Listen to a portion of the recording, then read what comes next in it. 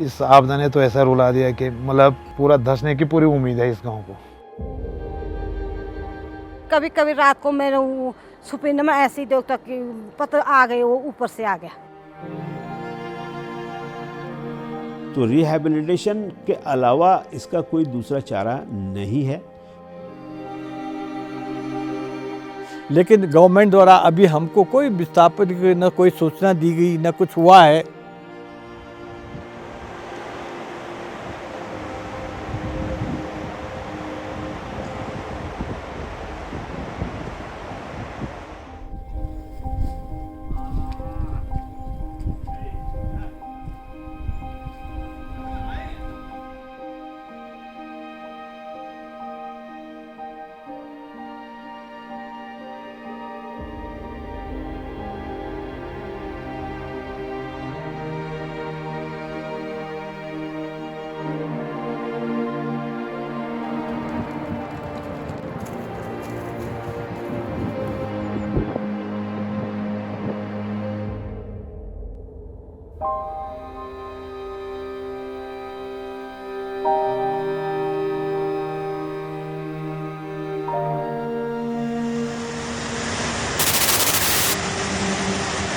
जितने भी नदी के किनारे लोग हैं वो कृपया क्योंकि 2013 केदारनाथ आपदा से भी भयंकर इस समय धौलीगंगा पूरा चारों तरफ वो लगा हुआ है।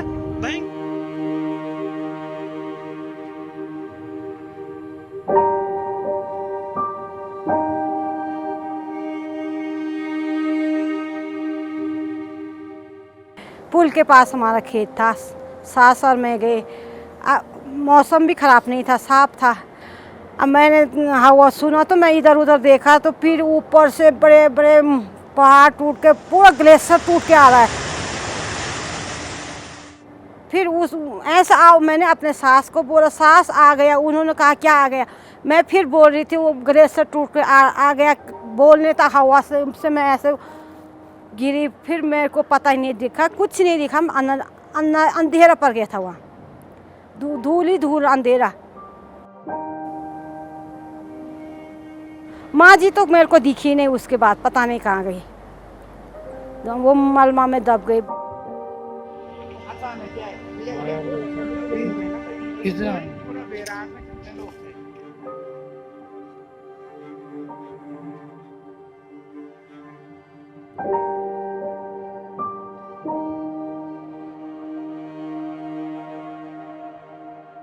बिना बॉडी को तो ऐसे लग रहा था जब तक बॉडी नहीं मिला तब तक हम कैसे इसको करें।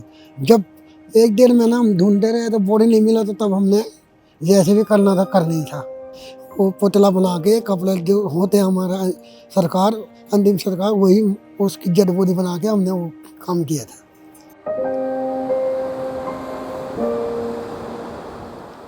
बहुत ज़्यादा याद आती है। नौजवान भाई था, उसकी याद तो काफ़ी आती है। उसकी याद निकालते तो आंसू में आंसू आ जाती है, लेकिन याद तो बहुत आएगी।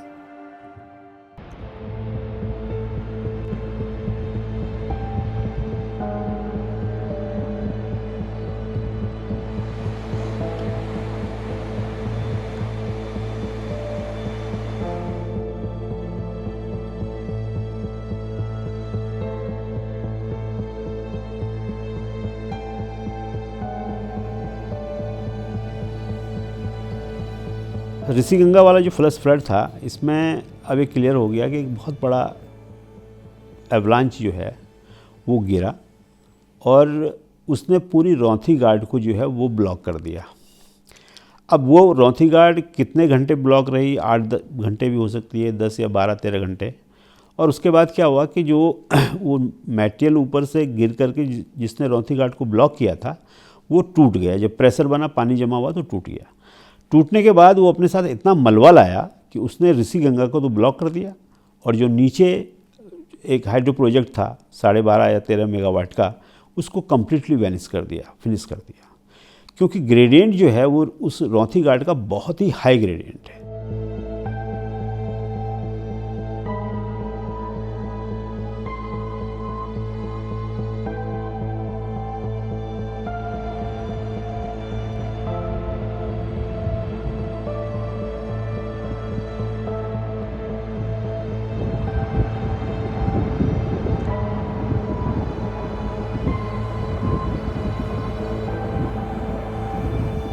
ये जो आपदा आई थी इसमें काफ़ी सारे लोग तो मरे, लेकिन इसके साथ साथ जो लोग रैनी गांव में बचे रहे उनके लिए जीवन बहुत डिफ़िकल्ट हो गया है। ये विलेज अभी धीरे धीरे धंस रहा है और इसको लिविंग के लिए अनफिट डिक्लेयर कर दिया गया है।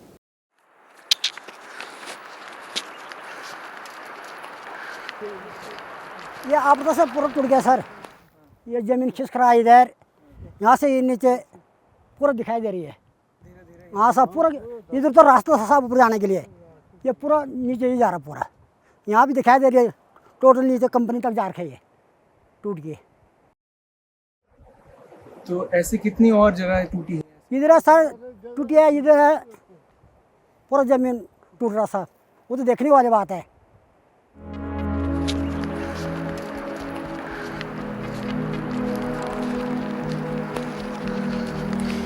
ये 7 फरवरी के वजह से साहब ये पूरा ज़मीन खिसक रहा साहब। यहाँ पर दरार पड़ रखा है और बारिश पड़ेगी तो ये भी धस जाएगा साहब। हाँ साहब।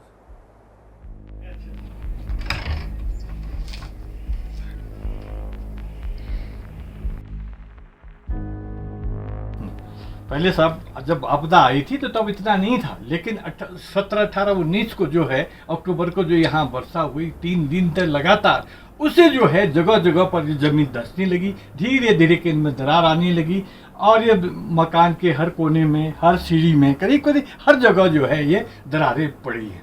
अब क्या होगा, कभी भूकंप आएगा तो हमको डर भी लगी रहती है यार कहीं मकान ना धंस जाए, कुछ हो जाए, ये चीजें हैं सब। तो ये अगर आपदा नहीं आती पहले फरवरी में तो पहले तो बारिश तो नहीं तब तो ठीक था सर, तब बिल्कुल, क्योंकि इसका आधार था तब तक।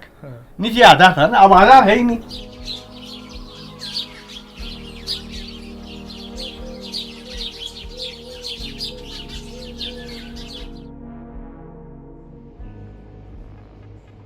कि जब ये इवेंट आया 7 फरवरी 2021 का, उसने क्या किया कि उसने जो है वैली वॉल को बुरी तरह से जो है इम्पैक्ट, उसमें बड़े बोल्डर भी टकराए होंगे तो उसको थोड़ा कमज़ोर कर दिया।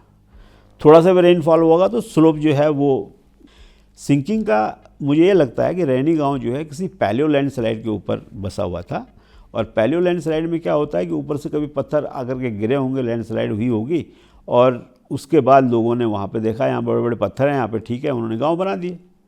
लेकिन क्या होता है कि जब आप कोई हाइड्रो प्रोजेक्ट कंस्ट्रक्ट कर रहे हैं, जैसे ये तपोवन विष्णुघाट हाइड्रो प्रोजेक्ट बन रहा है, उसके लिए आप टनल बनाएंगे तो आप ब्लास्टिंग करेंगे। तो जब ब्लास्टिंग करेंगे तो ट्रिमर, मतलब लोकल अर्थक्वेक आप जनरेट कर रहे हैं।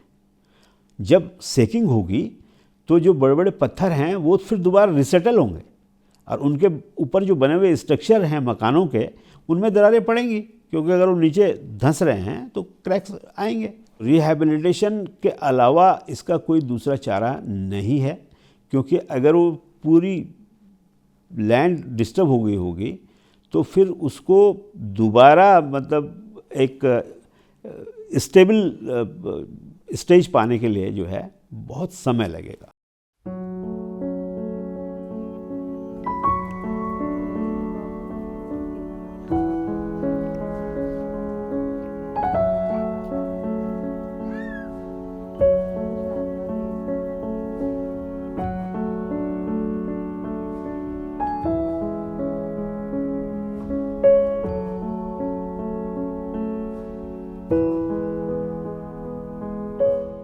क्या है साहब, सबसे बड़ी चीज़ क्या है कि धंसने से ये पता नहीं चलेगा कि अगर ऐसी वर्षा हुई तो ये तो मिट्टी सब खिसक जाएगी तो आप लोगों को पता ही नहीं चलेगा हम कहाँ गए।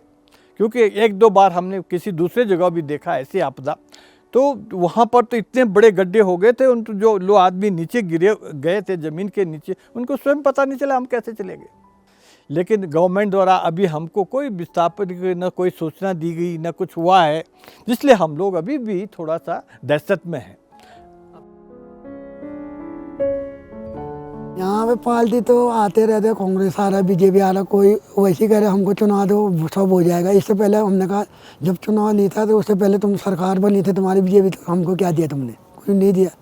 अब कह रहे हमको चुनाव वोट दो। हमने कहा वोट दे के तुमको क्या फ़ायदा है? जब हमारे तुम सुनते नहीं तो हम तुमको वोट दे के क्या फ़ायदा हमारा?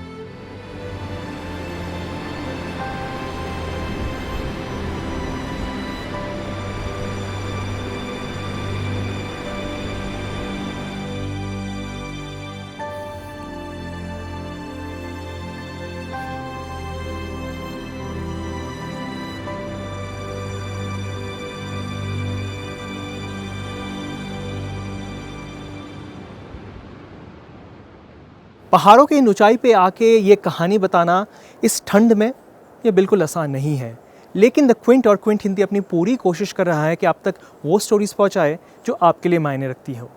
इन सबको करने के लिए ना ही से बहुत सारा टाइम, लेकिन इसके साथ साथ बहुत सारे पैसों की भी ज़रूरत होती है, और इसी वजह से द क्विंट और क्विंट हिंदी को आपकी सपोर्ट की बहुत ज़रूरत है।